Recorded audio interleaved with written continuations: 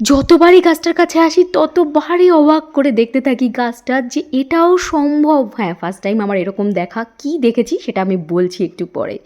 এটা হচ্ছে কৃষবের অ্যাবাকাস ক্লাসের বাইরেটা যে এত সুন্দরভাবে, কারণ এটা হচ্ছে একটা স্কুল আছে, তো স্কুলটা কিন্তু আমার ভীষণই পছন্দের, কারণ এরকম স্কুল আমি এর আগে দেখিনি। সরকারি স্কুল এত সাজানো গোছানো, রীতিমতো এখানে একটা কনফারেন্স হল আছে।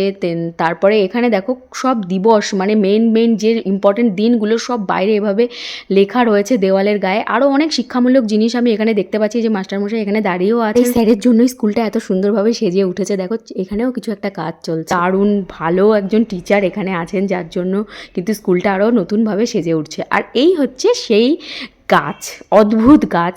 দেখো কিছু কি বুঝতে পারছো? এটা হচ্ছে কিন্তু আম আর জাম একসঙ্গে মিক্সিং করে হয়ে উঠেছে, মানে যেটা কিনা অসম্ভব সুন্দর।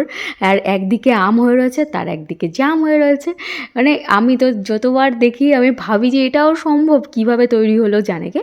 কিন্তু দেখতে ভারী মজাদার কিন্তু। হ্যাঁ, এক পাশে আম হচ্ছে, এক পাশে জাম হচ্ছে, আর গাছটা এইভাবে আঁকড়ে ধরে রয়েছে না দুজনকে, যে ছাড়ানো ইম্পসিবল ব্যাপার। তো তোমাদের কেমন লাগলো অবশ্যই জানি।